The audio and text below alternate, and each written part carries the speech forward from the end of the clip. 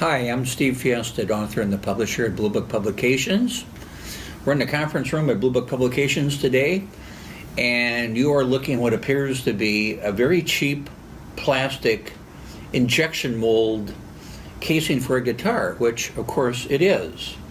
This case was made in 1977, but we're not here today to talk about the case. We're here to talk about what's inside the case. And what's inside the case is very, very special. So without further ado, I am going to open this up. And on the inside, we have a Gibson 1977 Les Paul Artisan model. Now, this was a very rare guitar to begin with. It was a limited edition. This particular model had all the bells and whistles. It had triple pickups, gold hardware. They actually had some inlays, some heart and diamond flower inlays that are unusual and unique to this particular model. It's got 7 binding pickups both on the front, or I should say 7 bound layers on the front and the back, and that's unusual as well. It usually seems like the first question I get on things like this: Steve, how much did this thing cost when it was new? Well, thanks for asking. I tried to look that up a little earlier, and I think this guitar in 1977 cost about $1,120, plus the case was another $75, which was the most expensive Gibson solid body you could buy in 1977. But we're just starting to get to the bottom of this guitar's provenance and value, because this particular guitar is special because it belonged to this guy right here, Les Paul. Matter of fact, it's actually pictured on the back of this book, right here. That's the guitar. So this particular instrument belonged to Les Paul, and as importantly, or more importantly, his really, really special guitars that he liked the best got into his bedroom. And this was one of his bedroom guitars. And the guy who wrote this book is Michael Cochran, is the guy I got the guitar from. So that's why it's even more unique. Now I'm going to take this guitar out of the case and follow me around the instrument a little bit. It's not a light guitar. I'm not a guitarist. I can't imagine this thing around my shoulder for like 3-4 hours.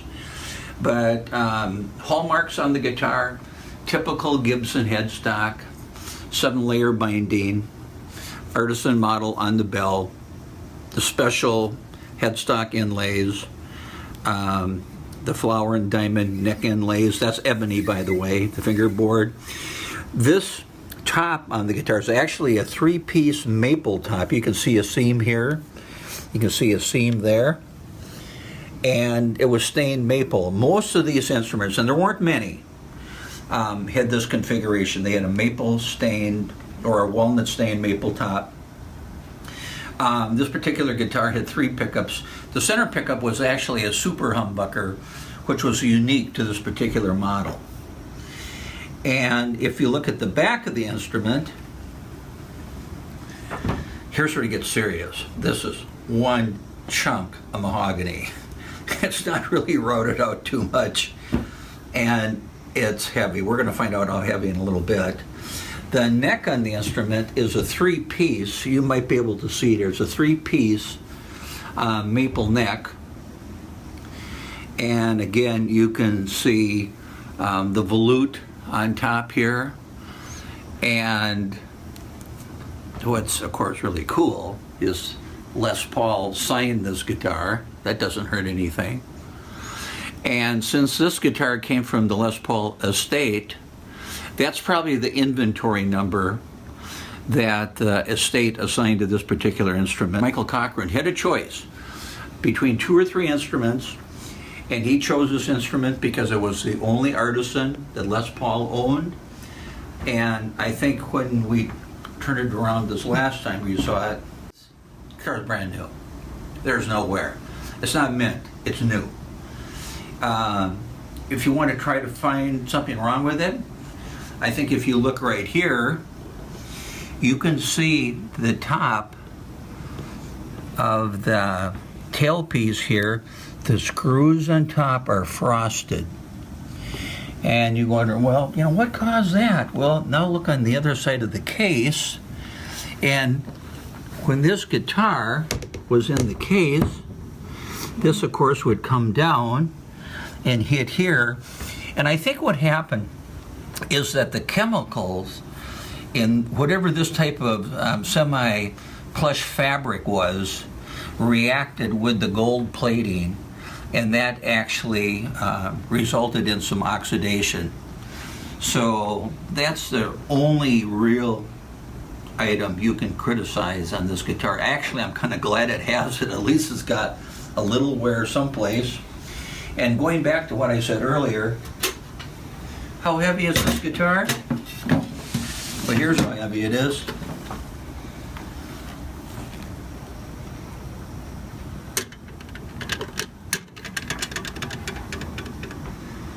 I can't see it from my end, but I'm thinking it's probably close to 12 pounds. To give you a comparison, most Les Pauls weigh between 8.5 and 9 pounds, and it's getting to be more and more of a big deal on how much a guitar weighs, especially if you're going to gig with it and play with it. There's a lot of different composites used in the industry right now, but with this guitar, it doesn't make any difference if it's 11 pounds or 16 pounds or whatever. What's important about this guitar is that it's Les Paul's guitar that he had in his bedroom for over 3 decades. I think as importantly for me, while the instrument is cool, meeting Michael Cochran, and by the way, I did see Les Paul in concert twice out in New York City, got to talk to him, got my picture taken with him.